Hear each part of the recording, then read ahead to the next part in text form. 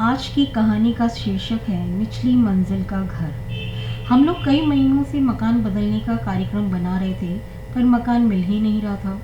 तभी खबर मिली कि यमुना पार एक नई कॉलोनी बनी है, मयूर विहार, जहां आसानी से मकान मिल रहे हैं। एक रोज हम उस कॉलोनी में गए, प्रॉपर्टी डीलर से मिले तो उसने हमें कई मकान दिखाए। कुछ चौथी मंजिल पर, कुछ तीसरी पर, कुछ दूसरी पर, कुछ पहली पर और कुछ निचली मंजिल पर। मकान देखकर आने के बाद हम कई दिनों तक यही सोचते कि हमें कौन सी मंजिल वाला मकान लेना चाहिए। पापा का कहना था कि चौथी मंजिल का, पर मम्मी ने कहा नहीं, वहाँ तक चढ़ने उतरने में ही दम निकल जाएगा और फिर बच्चे गिर पड़े तो चोट अलग लगेगी। ऐसा करते हैं, पहली मंजिल का मकान ले लेते हैं, न ज़्यादा चढ़ना पड़ेगा, न बच्चे सड़क पर डोलेंगे। पर हमें ये कतई पसंद नहीं था, क्योंकि वहाँ खेलने की जगह ही नहीं थी। सो हमने ज़िद की कि हमें तो सबसे निचली मंजिल पे रहेंगे। मम्मी पापा को हमारी ज़िद के आगे झुकना पड़ा। एक सप्ताह की मेहनत के बाद हमने अपना नया घर अच्छी तरह सजा लिया और उसमें जाकर रहने लगे। अभी वहाँ रहते हमें 2 ही दिन हुए थे कि किसी ने हमारा दरवाज़ा खटखटाया। जैसे ही दरवाज़ा खोला, एक महिला भीतर आई और मम्मी से बोली, बहन जी नमस्ते, मैं आपके ऊपर वाले फ्लैट में रहती हूँ। हमारी बेबी ने कंघी ऊपर से आपके लॉन में गिरा दी है, ज़रा उठा दीजिए। मम्मी ने कंघी उठाकर दे दी। उसके बाद कभी उनकी बेबी तो कभी दूसरी मंजिल वाली बेबी, तो कभी तीसरी, तो कभी चौथी मंजिल वाले की बेबी कोई ना कोई चीज़ गिरा देती। ऊपर वाली आंटियाँ वहीं से चिल्लाकर मुझे आवाज़ देती और कहती, भूमिका बेटी, ज़रा हमारी फला चीज़ उठाकर तो दे जाना। और मुझे जाना पड़ता। एक दिन एक साहब आए और बोले, क्यों जी चोपड़ा साहब, ऊपर ही रहते हैं? पापा चूँकि किसी को जानते नहीं थे तो सुनो, उन्होंने कह दिया पता नहीं। वह साहब चले गए। थोड़ी देर बाद फिर किसी ने घंटी बजाई। पापा चूँकि उस दिन घर में ही थे, उन्होंने दरवाज़ा खोला। सोचा कोई मेहमान आया होगा, पर सामने एक भिखारी खड़ा था। उसे 10 पैसे देकर किसी तरह टाला और दरवाज़ा बंद किया। तभी ताड़ ताड़ ताड़ दरवाज़ा पीटने की आवाज़ आई। पापा को बहुत गुस्सा आया कि अजीब बदतमीज़ आदमी है जो घंटी ना बजाकर दरवाज़ा पीट रहा है। जब दरवाज़ा खोला तो वहाँ तो कोई और नहीं था। हाँ, दरवाजे पर कई अखबार ज़रूर पड़े थे। पापा हैरान थे, इतने अखबार, हम तो केवल 2 अखबार मंगवाते हैं। तभी उनकी समझ में आया कि ज़रूर अखबार वाला जल्दी में सबके अखबार हमारे ही दरवाजे पर फेंक गया है। मेरी फिर परेड हुई। पहली मंजिल से चौथी मंजिल तक के दरवाजे खटखटाकर उन्हें अखबार पहुंचाना पड़ा। अभी मैं नीचे ही पहुंची थी कि फिर किसी ने घंटी बजाई। पापा ने दरवाज़ा खोला तो सामने एक सज्जन खड़े थे।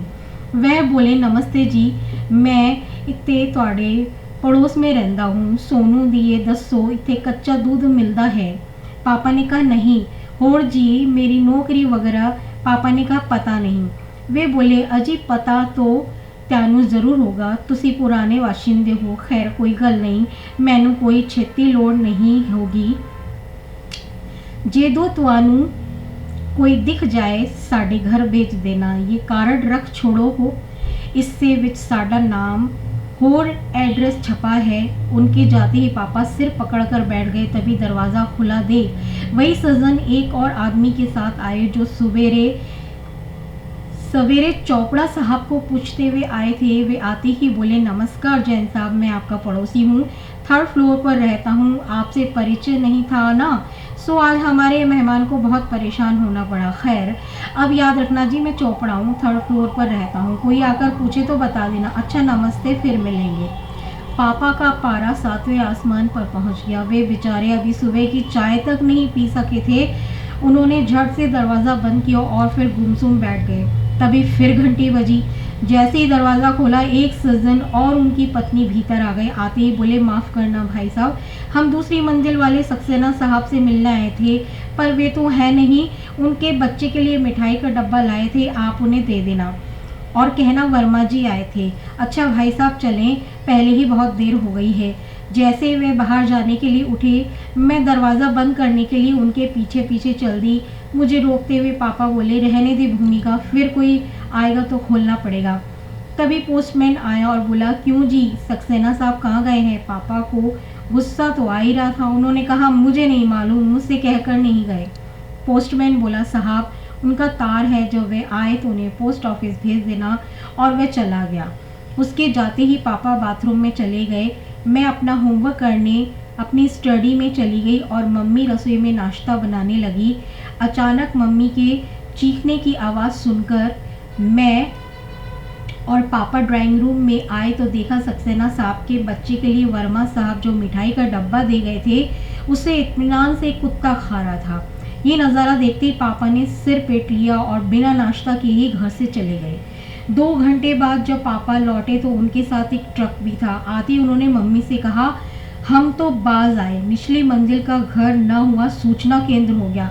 झटपट सामान लपेटो, मैंने सादतपुर गांव में एक मंजिल मकान किराए पर लिया है, अब हम वहीं रहेंगे।